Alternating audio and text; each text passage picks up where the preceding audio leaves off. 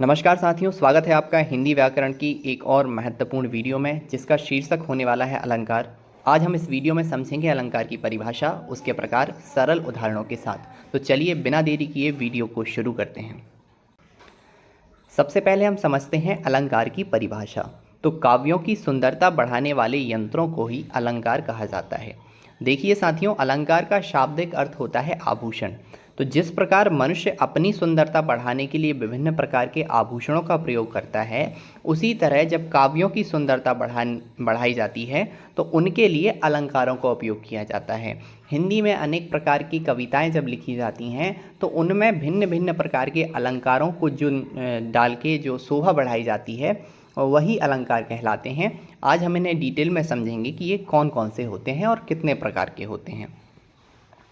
तो दोस्तों, अलंकार के भेद की अगर हम बात करें तो अलंकार मुख्य रूप से दो प्रकार के होते हैं।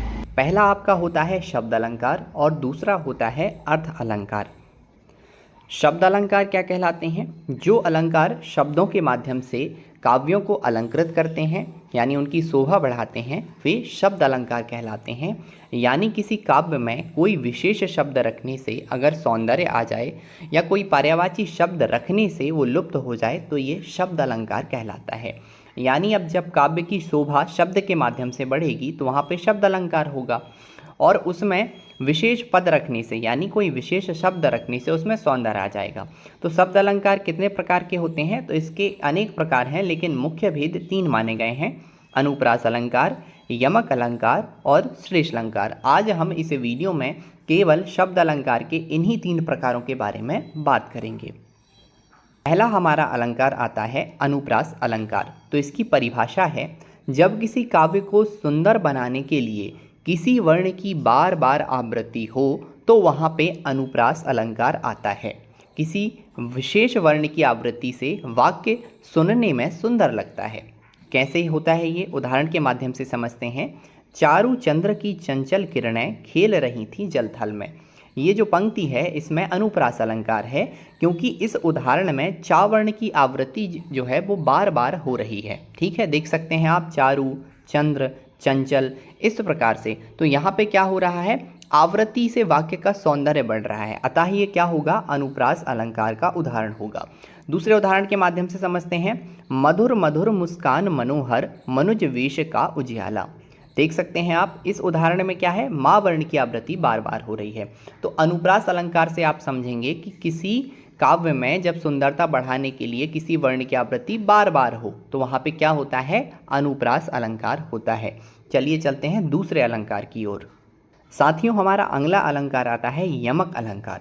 तो जिस प्रकार अनुप्रास अलंकार में किसी एक वर्ण की आवृत्ति होती है, उसी प्रकार यमक अलंकार में किसी काव्य का सौंदर्य बढ़ाने के लिए एक शब्द की आवृत्ति बार बार होती है। यानी दो बार प्रयोग किए गए शब्द का अर्थ अलग अलग हो सकता है। ठीक है, जैसे एक उदाहरण से समझिए, काली घटा का घमंड घटा। ठीक है, तो यहाँ पे ये नहीं है कि घा घा दो बार आया है। यहाँ पे एक शब्द आया है घटा पहली बार, वही शब्द फिर आखिरी में आया है घटा दूसरी बार। ठीक है, लेकिन यमक अलंकार में क्या होगा कि इस एक शब्द का जो है पहली बार अर्थ कुछ और होगा और दूसरी बार अर्थ कुछ और होगा।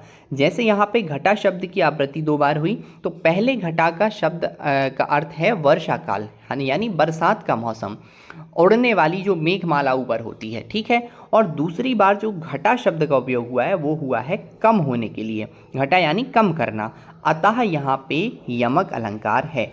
यानी काली घटा का घमंड घटा, ये यमक अलंकार है और यहाँ घटा शब्द की आवृत्ति दो बार हो रही है। चलिए दूसरे उदाहरण के माध्यम से समझते हैं। कनक कनक ते 100 गुनी, मादकता अधिकाए, या खाए बौराए जा या पाए बौराए। इस पद्य में क्या है? कनक शब्द का उपयोग दो बार हुआ है, कनक कनक। ठीक है, तो पहले कनक का अर्थ होता है सोना, गोल्ड, और दूसरे कनक का अर्थ होता है धतूरा। ठीक है, तो कनक शब्द का दो बार प्रयोग हुआ है लेकिन भिन्न भिन्न अर्थों में हुआ है, इसलिए यहाँ पे क्या होता है? यमक अलंकार का प्रयोग हमें दिखता है और यही यमक अलंकार का उदाहरण है। इसका अर्थ क्या हुआ? कनक कनकते 100 गुनी मादकता अधिकाय, या पाए बौराए, मतलब सोना अधिक यदि कोई पा लेगा तो वो भी पागल हो जाएगा, और यदि धतूरा कोई खा लेगा तो वो भी पागल हो जाएगा। ठीक है, तो इस प्रकार से यहाँ पे क्या है, यमक अलंकार है। चलिए चलते हैं आखिरी और तीसरे अलंकार की ओर। तीसरा हमारा अलंकार आता है साथियों श्लेष अलंकार। तो श्लेष का अर्थ मैं आपको शाब्दिक अर्थ बताऊं तो वो होता है चिपकना, चिपका हुआ। तो श्लेष अलंकार ऊपर दिए गए दोनों अलंकारों से भिन्न है, एकदम अलग है। श्लेष अलंकार में एक ही शब्द के विभिन्न अर्थ होते हैं। हम ऊपर क्या देख रहे हैं, पहला देखा हमने कि एक ही वर्ण की आवृत्ति बार बार हो। यमक में हमने क्या देखा कि एक वर्ण सेम टू सेम 2 बार आ जाए लेकिन उसका अर्थ अलग अलग हो। यहाँ पे क्या होगा दोस्तों, शब्द एक ही रहेगा लेकिन उसके अर्थ बहुत सारे हो जाएंगे। उदाहरण देखिए, रहीमन पानी राखिए, बिन पानी सब सून, पानी गए न उबरे, मोती मानस चून। ठीक है, अब इस दोहे में रहीम ने पानी को 3 अर्थों में प्रयोग किया है। पानी का पहला अर्थ मनुष्य के संदर्भ में है और इसका मतलब विनम्रता से है। रहीम कह रहे हैं कि मनुष्य हमेशा विनम्रता यानी पानी होना चाहिए। दूसरा पानी का अर्थ है आभा यानी तेज या चमक, जिसके बिना मोती का कोई मूल्य नहीं होता है। और पानी का तीसरा अर्थ जल से है, जिसे आटे या चून से जोड़कर दर्शाया गया है। तो रहीम का कहना है कि जिस तरह आटे का अस्तित्व पानी के बिना नम्र नहीं हो सकता, मोती का मूल्य उसकी आभा के बिना नहीं हो सकता, उसी तरह मनुष्य को भी अपने व्यवहार में हमेशा पानी नहीं विनम्रता रखना चाहिए, जिसके बिना उसका मूल्य ह्रास हो जाता है। तो शब्द एक ही है पानी, लेकिन उसके अर्थ 3 हैं। पहला अर्थ क्या है इसका अर्थ उन्होंने मनुष्य के लिए विनम्रता के लिए भी प्रयोग कर दिया, और इसी का उन्होंने दूसरा प्रयोग आभा यानी तेज के लिए भी प्रयोग कर दिया, और तीसरा उन्होंने इसी के लिए आटे में मिलने वाले पानी के लिए भी उपयोग कर दिया। तो श्लेष अलंकार आप समझिए इस प्रकार से है कि शब्द एक लेकिन एक ही शब्द के 3 अर्थ यहाँ पे आपको देखने को मिल रहे हैं, यानी चिपके हुए अर्थ हैं। ठीक है, तो ये हमने आज क्या देखे, हमारे जो शब्द अलंकार के 3 प्रमुख प्रकार हैं, अनुप्रास, यमक और श्लेष, इनको उदाहरणों के माध्यम से समझा।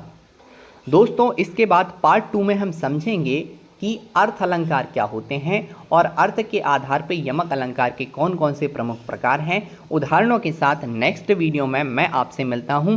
तब तक के लिए धन्यवाद। वीडियो पसंद आई हो तो लाइक शेयर कमेंट ज़रूर करें, चैनल को सब्सक्राइब अवश्य करें। आप जाके हमारी हिंदी की प्लेलिस्ट चेक कर सकते हैं, जिसमें हिंदी के महत्वपूर्ण टॉपिक्स पर हमारी वीडियो डेली आपको मिल रही होंगी। धन्यवाद।